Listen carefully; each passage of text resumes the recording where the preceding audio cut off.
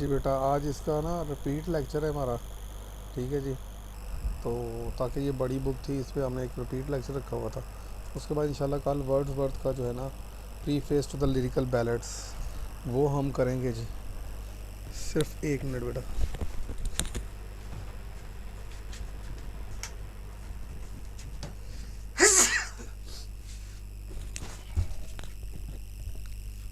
जी जी।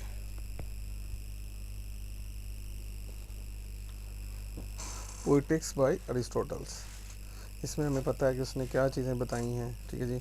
सबसे पहले तो अरिस्टोटल के बारे में बताया गया है कि हु वाज ही, कहाँ से ये बिलोंग करता है, ये कौन था। ठीक है जी। उसके बाद हमें nature and function of poetry बताया गया है। फिर जो है ना ऑब्जेक्ट ऑफ पोइट्री बताया गया है, मीडियम ऑफ पोइट्री बताया गया है। ठीक है जी। और मतलब पोइट्री की इसने वर्सटैलिटी जो है ना, वो बयान की है। ठीक है जी। तो ये सारी चीज़ें हैं। फिर उसके बाद कैथारसिस, फंक्शंस ऑफ पोइट्री। ठीक है जी। किस तरह पोइट्री जो है ना वो डिफरेंट फंक्शंस परफॉर्म करती है, उसके बारे में बताया गया है।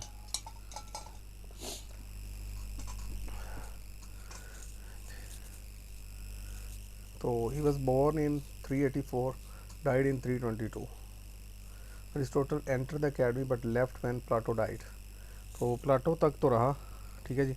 जो ही प्लाटो की डेथ हुई तो इसने भी एकेडमी को छोड़ दिया, because Plato was his teacher. तो mentor of Alexander the Great, Alexander जो ग्रेट है उसका ये मेंटोर भी है। ठीक है जी। इसने मेंटोरिंग की है, मतलब टीचिंग भी की है उसको। देन जी, school in Athens the Lyceum was founded in 334 BC, 335 BC। ठीक है जी। ये यहाँ पर इसकी स्कूलिंग हुई है, वहाँ यहाँ पर प्लाटो पढ़ा रहा था, तो ये उसका प्यूपल था। ठीक है जी। यहाँ पर कुछ थोड़ा आर्किटेक्चर बताया जा रहा है कि उस वक्त क्या चीज़ें मॉडल थी। तो responsible for the first systematic work of literary criticism. Literary criticism start ही इसके वर्क से हुई है। ठीक है जी। Plato was the first who alleged the poetry, who made a few allegations against the poetry. He said that the poetry is the imitation of imitation. So intellectually it is wrong, emotionally it is wrong, morally it is wrong. So उसके बाद he came up with a reply.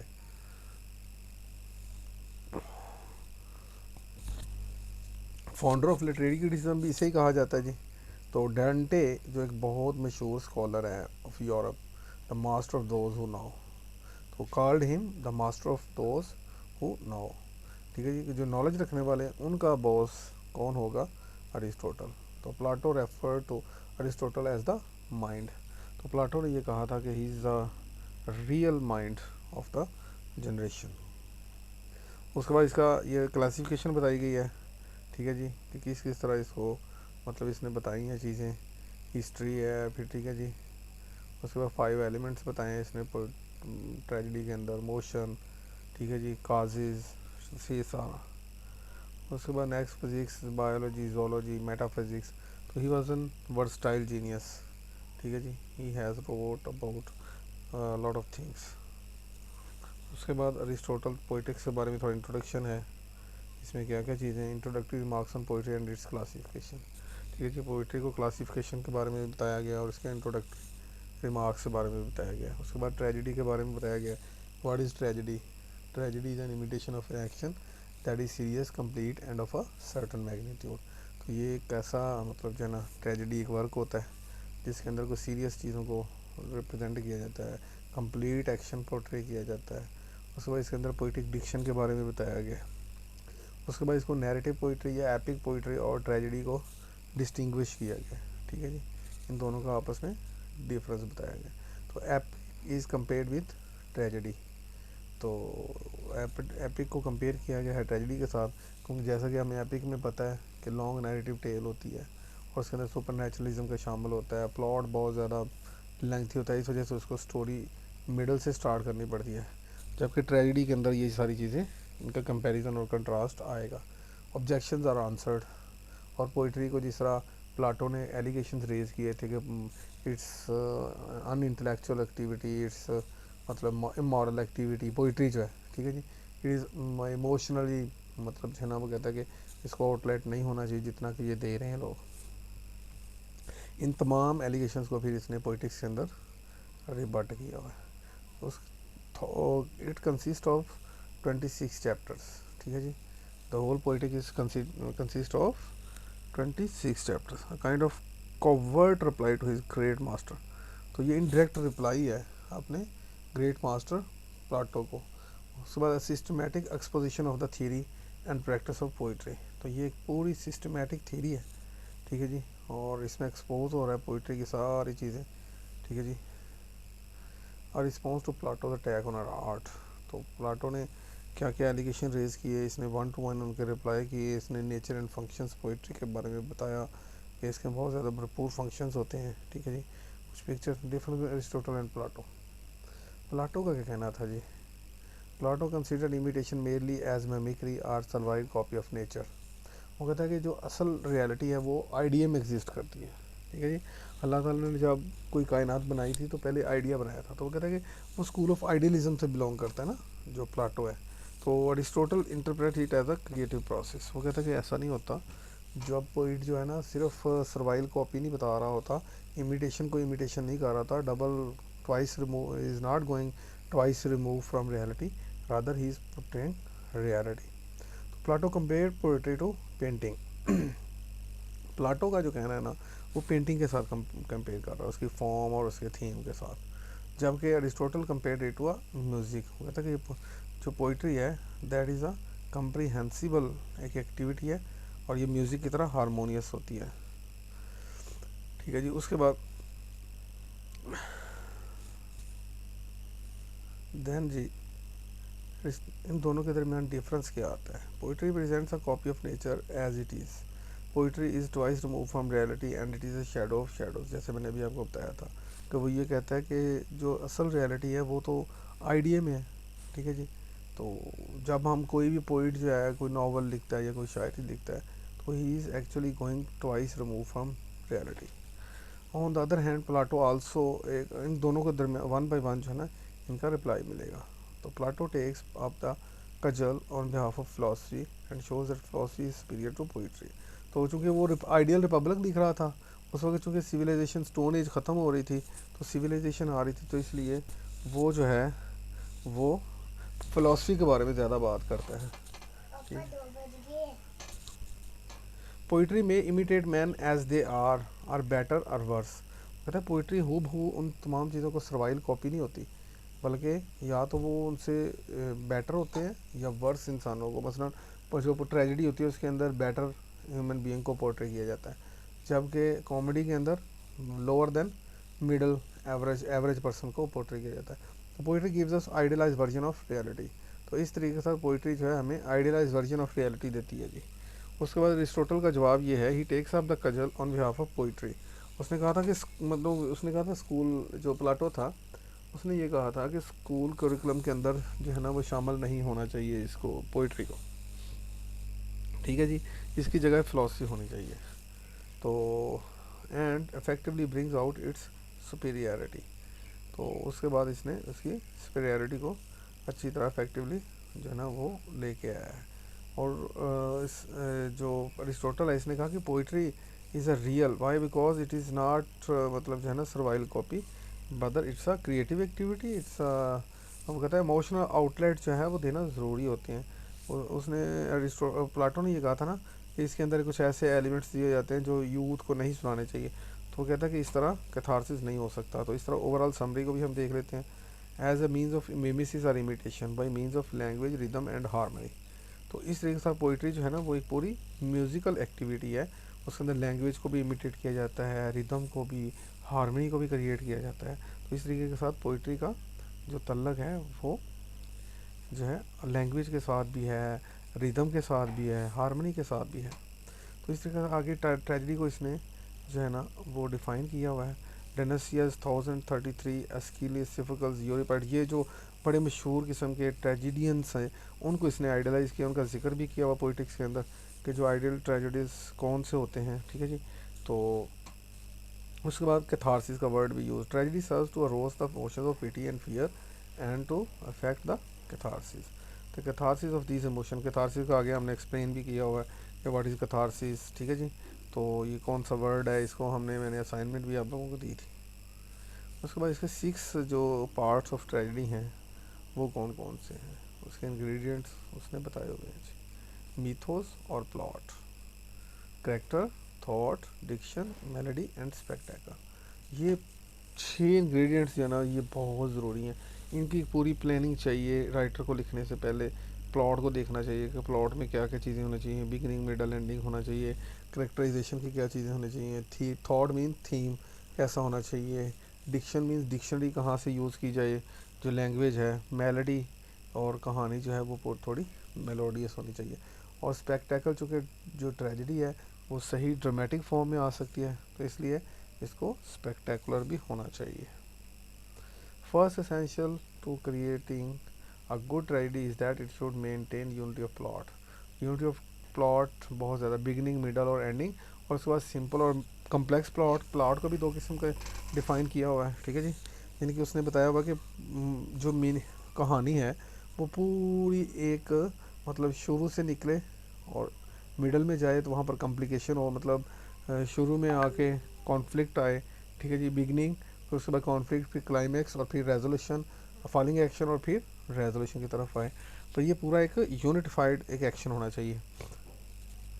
The plot can also be enhanced by an intelligent use of peripecia or reversal of situation and anagnorisis or recognition। तो ये complex plot की किस्म है अगर ये 2 चीज़ें शामिल होती हैं, ठीक है जी, ये बड़ी इंपॉर्टेंट बात है जी। The misery should be the result of some hamartia और error on the part of the hero. तो ट्रेजेडी की वजह क्या होनी चाहिए कि जो हीरो के बिहाफ पे कोई एरर ऑफ जजमेंट हो जिसकी वजह से उसमें जो मैंने एग्जांपल दी थी ओडिपस रेक्स, ठीक है जी, इसमें करेक्टर का गुरूर भी आ सकता है और भी मामला आ सकते हैं। Aristotle discusses thought and diction and then moves on to address epic poetry. पहले तो वो थॉट और डिक्शन को डिस्क्राइब करता है और देन जो है ना वो एपिक पोइट्री के बारे में। क्योंकि हमने देखा था ना ऊपर इंट्रोडक्टरी रिमार्क्स के अंदर कि एपिक और जो है ना ये ट्रेजेडी को बड़ा कंपेयर किया गया। After addressing some problems of criticism, Aristotle argues that tragedy is superior to epic poetry, ठीक है। तो एपिक पोइट्री से कहीं सुपीरियर है क्योंकि एपिक पोइट्री के अंदर बहुत ज़्यादा लेंथी टेल्स होती हैं और वो कहानी मिडल से स्टार्ट करनी पड़ती है, उसका ना कोई प्रॉपर प्लॉट होता है ना उसके बहुत सारी चीज़ें, सुपर नेचुरलिज्म एलिमेंट्स बहुत करने ज़रूरी होते हैं उसके अंदर, और भी बहुत कुछ ऐसी चीज़ें हैं मतलब जो रिलैक्सेशन और लूजनेस की तरफ आती हैं। इंपॉर्टेंट टर्म्स ऑफ अरिस्टोटल ये हमने डिस्क्राइब की, हमार्शिया है जिसे हम एरर ऑफ जजमेंट कहते हैं, ठीक है जी, तो इसे ट्रेजिक फ्लॉ भी कहा जाता है। तो tragedy involves the downfall of a hero affected by some error. So this error could be a simple matter of not knowing something or forgetting something, ठीक है जी। तो ये है मार्शिया कि या तो जानबूझ के नहीं होता, ये एक ट्रेजिक फ्लॉ जो एरर होना चाहिए वो उसकी जजमेंट का एरर होना चाहिए बल्कि ना कि एक डिलीबरेट एनाग्नोराइसिस, ये एक टर्म है। इन टर्म्स को ज़रूर आप याद कीजिएगा, रिकग्निशन और discovery, that movement when the hero और some other character passes from ignorance to knowledge, ठीक है जी। This could be a recognition of a long lost friend or family member or it could be a sudden recognition of some fact about oneself। तो ये कोई भी इस तरह का कोई भी चीज़ जो है ना वो हो सकती है। फिर है जी mythos, usually translated as plot, but unlike plot mythos can be applied to all works of art, ठीक है जी। तो not so much a matter of what happens and in what order mythos deals with how the elements of a tragedy or a painting sculpture come together to form a coherent and unified whole। तो ये है जी इसका अंदर मतलब इसके अंदर beginning होनी चाहिए, मिडल होना चाहिए, एंडिंग होना चाहिए और कोहेरेंस होनी चाहिए, यूनिटी होनी चाहिए, ठीक है जी, क्योंकि इसने unity of place, unity of time और यूनिटी ऑफ एक्शन का है। तो प्लॉट का तल्लक यूनिटी ऑफ एक्शन के साथ होता है जी। द ओवरऑल मैसेज और impression that we come away with is what is conveyed to us by the mythos of a piece. तो ओवरऑल मैसेज भी इसके अंदर कोई थॉट भी होनी चाहिए, ठीक है जी, और डिक्शन का भी प्रॉपर यूज़ होना चाहिए उस प्लॉट के अंदर। तो फिर जो है उस वक्त कैथारसिस, मैंने इस कैथारसिस का वर्ड कहा था, इसको हमने अच्छी तरह एक्सप्लेन किया भी हुआ है। This word was normally use in ancient Greece by doctors to mean purgation और by priest to mean purification. मतलब इसका तल्लक मज़हब के साथ भी है और इसका मज़हब इखलाकियात के तल्लक भी साथ है। In tragedy, Aristotle uses it to talk about a purgation or purification of emotions. Presumably, this means that catharsis is a release of built up emotional energy much like a good cry। कि ये इसमें ये बताया गया कि जब जैसे हमारी जो बिल्ट अप एनर्जी होती है उसको आउटलेट देने के लिए कुछ ना कुछ ऐसा होना चाहिए जो है ना, जो तो वो कैथारसिस है। तो मीन्स कि ऐसा प्लॉट बनाया जाए, ऐसी कहानी बनाई जाए जिसके अंदर ये तमाम चीज़ें शामिल हों और करेक्टर्स को कुछ जो है ना, जो रीडर्स हों उनको भी कुछ कैथारसिस उनके ऊपर जो है ना वो एक्सरसाइज हो। पेरिपेशिया रिवर्सल इधर फ्रॉम गुड टू बैड और bad to good. Reversal of situation होनी चाहिए, या तो कोई हीरो हो तो एरर जजमेंट की वजह से मतलब उसका एंड बहुत ही डिक्लाइन हो जाए, जैसे ओडिपस रेक्स था। He was proud of his abilities and intelligence, but he could not understand the riddle of himself, that he was the son of the person whom he had killed, and he had married to a female whom she has given birth to him. So in this way, all these things, peripecia often occurs at the climax of a story, often prompted by anagnosis। तो जो ही character अपनी recognise करता है ना अपने आप को, तो उसके साथ ही ये चीज़ जो है ना ये शामिल हो जाती है, तो ये परिपेशिया ज़रूर आता है। तो ये कॉम्प्लेक्स प्लॉट के अंदर होता है ना, सादा प्लॉट के अंदर नहीं आता। The climax of a story or a turning point in the action where things began to move towards the conclusion. तो ये वो एक टर्निंग पॉइंट होता है जिसकी तरफ से जो प्लॉट है वो कंक्लूजन की तरफ जा रहा होता है। फिर लूजिज है जी, literally untying the lusis all the action in a tragedy from the climax onward. तो ये जितना क्लाइमेक्स से आगे जितने भी कैश जो है ना ये रेजोल्यूशन की तरफ जा रहे होते हैं। All the plot threads that have been woven together in the desis are slowly unravelled until the conclusion. तो ये जो पहले चीज़ों को क्लाइमेक्स तक लाया गया था उनको आगे अब रैप अप किया जाता है। तो that is also shows the clarity. अब डिजीज़ क्या है वो भी हम देख लेते हैं। Literally time the desis is all the action in a tragedy leading up to climax. तो क्लाइमेक्स तक जितना भी एक्शन था वो चूँकि आयरनी का बहुत ज़्यादा यूज़ होता है, तो हमारे लिए वो चीज़ें जो हैं वो जो है ना अपोजिट समझ रहे होते हैं हम। तो अब ये करेक्ट राइटर को सब पता होता है कि वो किस तरह अपनी चीज़ों को टाई कर रहा है और फिर उसने अनटाई कैसे करने, तो वो लूजेस के अंदर करता है, डिजीज़ के अंदर वो चीज़ों को जस्ट इनकैप्सुलेट कर रहा होता है। तो threads craftily woven together to form a more and more complex mess. ठीक होगा जी। तो अगेन जो है इसके अंदर scientific study of the constituent parts of poetry and drawing conclusion makes a simple definition from those observation. तो उन ऑब्जर्वेशन के अंदर से जो कॉन्स्टिट्यूंट पार्ट्स कौन से हैं, वही वाला plot, character, thought, melody, diction, spectacle, ये वो 6 कॉन्स्टिट्यूंट पार्ट्स हैं।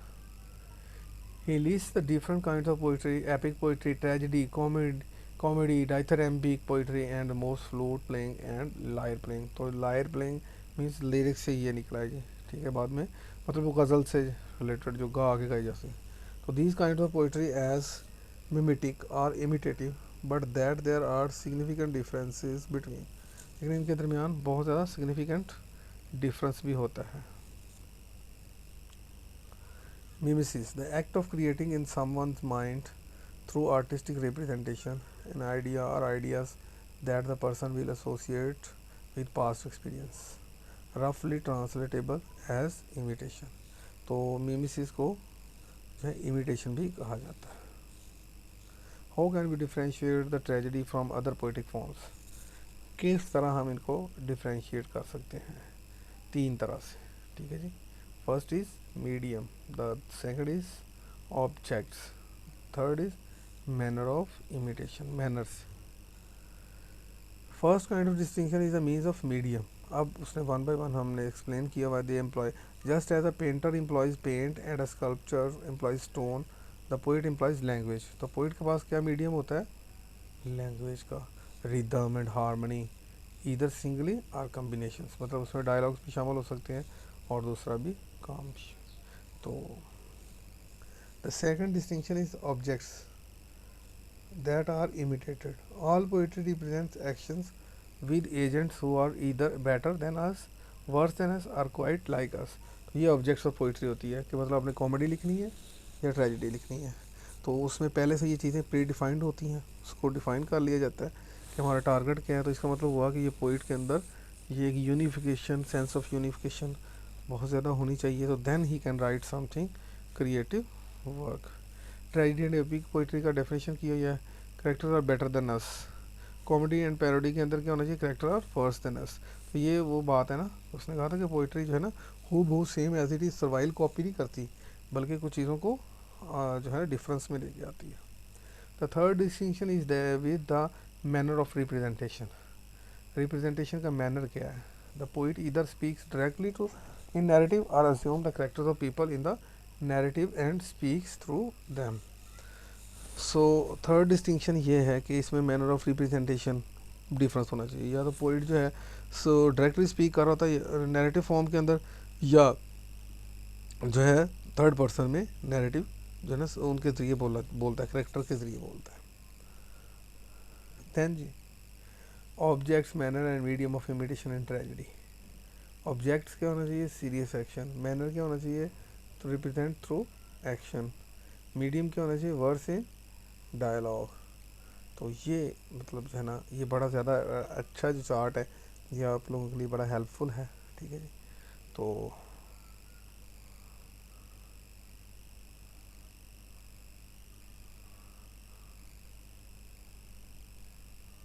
जी बेटा, तो ये आ रहा है समझ जी।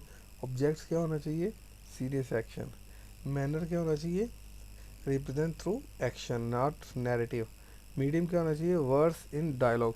डायलॉग के अंदर भी रिदम का जो है ना वो एलिमेंट राइटर ना छोड़े। देन जी उसके बाद नेक्स्ट है जी बेटा, we are by nature imitative creatures that learn and excel by imitating others. कहते हैं कि बाई नेचुरली हम लोग जो है ना एक इमिटेटिव क्रिएचर है, हम कुछ ना कुछ अपनी लाइफ को जो है ना वो देखना चाहते हैं, किसी तरीके के साथ किसी चीज़ को इमिटेट करना चाहते हैं।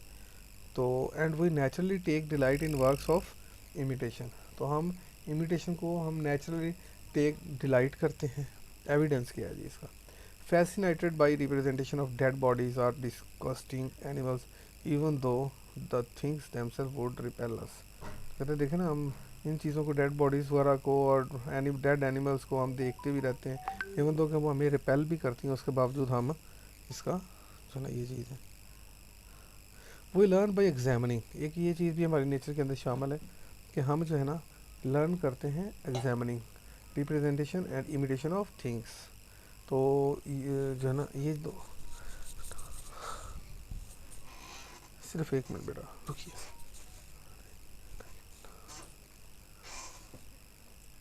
Learning is one of the greatest player there is, ठीक है जी। तो लर्निंग जो है सबसे ग्रेटेस्ट प्लेयर जो होता है। Rhythm and harmony also come naturally to us. तो रिदम और हार्मनी जो है ना ये भी हमारी तरफ नेचुरली हम मतलब हम इमिटेटर्स हैं। So that poetry gradually evolve out of our improvisation with these media. तो इन मीडियम से जब हमने इम्प्रोवाइज़ किया तो देन जो है ना हमने लर्न किया। तो tragedy and comedy are later developments that are the grander representation of their respective traditions. तो tragedy is about the lofty tradition, comedy is about the mean tradition, ठीक है जी। तो ये है जी इनका। थर्ड इनोवेशन क्या है जी, tragedy develop an air of seriousness and the meter change from a trochaic rhythm which is more suitable for dancing to an iambic rhythm which is closer to the natural rhythm of conversational speech। तो मतलब ये tragedy के अंदर ही देखें कितना जो है ना रिदम यूज़ हो रहा है, क्या जो है ना मीडियम यूज़ हो रही है कि हर तरह का ट्रोएचिक और जो है ना आयम्बिक रिदम जो है ना वो डायलॉग्स जो मतलब क्लोज है, और दूसरा जो है वो सॉन्ग में आता है। तो दो तरह के ट्रेजेडी एंड एपिक पोइट्री के अंदर characters are better than us, comedy में characters are worse than us. Comedy deal with the ridiculous which he defines as a kind of ugliness that does not harm to anybody. तो इसमें major उसने distinction क्या बनाया है, tragedy का और comedy का, ठीक है जी। फिर उसने एपिक पोइट्री और ड्रामेटिक पोइट्री को कंपैरिजन किया है। तो very sketchy account of the origins of comedy because it was not generally treated with the same respect as tragedy and so there are fewer records of the innovations that led to its present form. Tragedy and epic poetry deal with the lofty subjects in a grand style of verse। ये भी है जी, tragedy जो होती है और epic poetry इनका जो सब्जेक्ट्स होते हैं, जो इनका जो टॉपिक्स होते हैं वो बड़े ही लॉफ्टी होते हैं, ग्रैंड किस्म की इनकी बम्बास्टिक किस्म की जो डिस्क्रिप्शन होती है। तो 3 सिग्निफिकेंट डिफरेंसेस हैं इनके दरमियान, एपिक के अंदर और ड्रामेटिक पोइट्री के अंदर। Firstly tragedy is told in a dramatic rather than narrative, सबसे पहले तो ये फ़र्क है। दूसरा फ़र्क क्या है जी,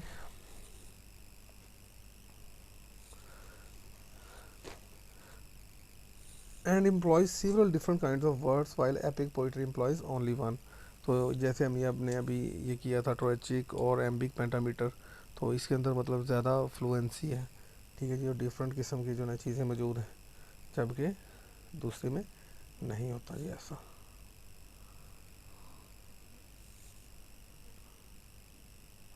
second, the action of a tragedy is usually confined to a single day. उसके अलावा इसका जो एक्शन होता है वो तकरीबन एक दिन तक मुहित होता है, and so the tragedy itself is usually much shorter than an epic poem.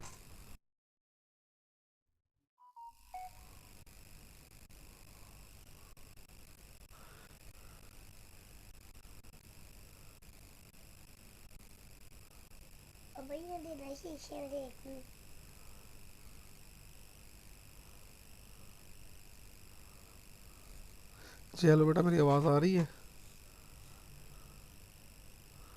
ये कनेक्शन लॉस हो गया था थोड़ा सा। ये सर आ रही है। ओके बेटा, ओके, ठीक हो गया फिर। थर्ड जो है, while tragedy has all the elements that are characteristics of epic poetry, it also has some additional elements that are unique to it alone. तो ट्रेजेडी का ये डिफरेंस है जी, ठीक है जी। So then Aristotle now narrows his focus to examine tragedy exclusively, ठीक है जी। in order to do so he provides a definition of tragedy that we can break up into 7 parts। आगे हम पढ़ते हैं जी इसकी ट्रेजेडी की डेफिनेशन। इट इन्वॉल्व्स मिमिसिस, अगर definition देखी जाए, tragedy is an imitation of an action that is serious, complete end of a certain magnitude. तो ये सारी चीज़ें जो है ना इसमें आ जाती हैं। The action is complete and with magnitude, it is made up of a language with pleasurable accessories of rhythm and harmony, ठीक है जी। तो ये सारी चीज़ें जो है ना इसके अंदर शामिल आ जाती हैं चारों। उसके बाद है जी, these playable accessories are not used uniformly throughout but are introduced in a separate parts of the work, so that for instance some beats are spoken in words and other beats are sung, ठीक है जी। तो इस तरीके के साथ हम आगे चलते हैं जी। It is perform rather than narrated, तो एपिक से ये इसलिए डिफरेंट है tragedy. It arouses the emotions of pity and fear and accomplishes the catharsis. तो परकेशन ऑफ दिस इमोशंस भी तभी पॉसिबल होते हैं, ठीक है जी। उसके बाद इसको डेफिनेशन कर लेते हैं जी हम। Tragedy is an imitation of an action that is serious, complete end of a certain magnitude in a language beautified in different parts and with different kinds of embellishment through action and not of narration and through scenes of pity and fear bringing about the catharsis of these emotions। ये देखें बड़ी important है tragedy, ठीक है। इससे हमें पता चल जाता है कि किस तरह जो पोइट्री में वो क्या कहना चाह रहा है, ठीक है जी। तो ये डेफिनेशन को हमेशा ध्यान में रखेंगे तो आपको सारी चीज़ें ना आसानी से समझ आ जाएगी। उसके बाद एक्शन मस्ट बी कंप्लीट, मतलब इसका बिगिनिंग मिडल और एंड होना चाहिए। ये नहीं होना चाहिए कि वो जो है बहुत जल्द शुरू हो और फिर ख़त्म हो जाए। तो इस तरीके के साथ ये बेटा जितने स्टूडेंट्स प्रेजेंट थे ना इनकी स्क्रीनशॉट दे दीजिएगा, ठीक है जी, और मुझे बता दीजिएगा कितने लोग प्रेजेंट थे। सर जी पहले बच्चे क्लास में थे तो वो उनका नेट कनेक्ट हुआ इसकी वजह से चले गए। चले कोई नहीं, उन्हें कहीं दोबारा एक दफ़ा हो जाए या आप लोग नोट कर लें कि वो कौन कौन से थे, ठीक है जी। तो मेरे भी नेट में प्रॉब्लम आई है। तो बहरहाल ये है कि अभी जो है ना आप लोगों के पास क्वेश्चन का कोई टाइम है, ठीक है जी। तो ये 2-3 मिनट हमारे पास हैं, अगर आप कोई डिस्कस करना चाहते हैं तो ठीक है, नहीं तो फिर इंशाल्लाह ताला हमने कल जो है हमारी फ़िज़िकल क्लासेस होनी है, ठीक है जी। तो उसमें भी आप लोग क्वेश्चंस कर सकते हैं, ठीक है जी। तो अभी जो है हम जी आगे, ये कंप्लीटनेस की बात हो रही थी, तो देख लें बिगनिंग के अंदर कॉम्प्लिकेशन आनी चाहिए, राइजिंग एक्शन होना चाहिए, ये डिजीज़ था, इनके क्लाइमेक्स तक था ना। आगे लूजेज ये देखें लिखा हुआ है जो हमने, तो क्लाइमेक्स के बाद जो है ना क्राइसिस आता है, रिवर्सल ऑफ सिचुएशन आती है, फिर ये चीज़ें डेनोमेंट या फॉलिंग एक्शन की तरफ जाते हैं और फिर रेजोल्यूशन की तरफ एंड होता है। ठीक है जी, और उसमें कोई ना कोई बात जो है ना वो कन्वे की जाती है। Unity of action, probability and necessity. ठीक है जी, there must be a casual connection between the various events of incidents. They must follow each other naturally and inevitably. No incident or character should be superfluous. So the events introduced must be such as are probable under the circumstances. तो events ऐसे होने चाहिए जो natural लगे। Imitation of an action, serious, complete and of a certain magnitude. अब magnitude क्या चीज़ है उसको भी हम यहाँ पर explain किया हुआ है। तो it must be long enough to permit an orderly development of action to a catastrophe. Too short an action cannot be regarded as proper and beautiful, for its different parts will not be clearly visible, as in the case of a very small living creature. इसके अंदर thought भी होनी चाहिए और इसके अंदर length भी होनी चाहिए। And another important word is embellishment. Aristotle means words and song. ये चीज़ें ज़रूरी होती हैं जी। Words and song beautify and decorate and give pleasure, but Aristotle does not regard them as essential or indispensable for the success of tragedy. ठीक है जी, तो उसने इनको जो है ना असेंशियल और इंडिस्पेंसिबल तो नहीं कहा, लेकिन फिर भी ये है कि एम्बेलिशमेंट जो है ना ये ज़रूरी है। ठीक है जी, तो उसके बाद डिक्शन एंड स्टाइल है। Diction is the choice and arrangement of words and images in a literary composition. 6 type of words हैं। करंट और ऑर्डिनरी वर्ड्स यूज़ किए जा सकते हैं। फॉरेन टर्म्स, बोरोड और डायलेक्ट्स होते हैं। मेटाफर्स होते हैं। ऑर्नामेंटल पेरिफ्राइजेस होते हैं। इन्वेंटेड वर्ड्स होते हैं। Not invented but made new lengthening और शॉर्टनिंग। ठीक है जी, तो ये तमाम किस्म की डिक्शन और स्टाइल में आ जाती हैं। तो song is the pleasurable addition to a play. In a tragedy, song is provided by the chorus. The quantitative section of a tragedy are prologue, choric song, episodes and exode. Prologue किसे कहते हैं? Before the entry of chorus. Chorus क्या होता है जी? ये जो गा रहे होते हैं और वो ग्रुप ऑफ एल्डर्स होते हैं। ग्रीक ट्रेजेडी के अंदर इनका बड़ा ज़रूरी हिस्सा आता था। और कोरिक सॉन्ग आते हैं, फिर बीच में एपिसोड होती है जो डायलॉग्स होते हैं। और एक्सोड क्या होता है जी? जब इनका लास्ट एग्जिट होता है।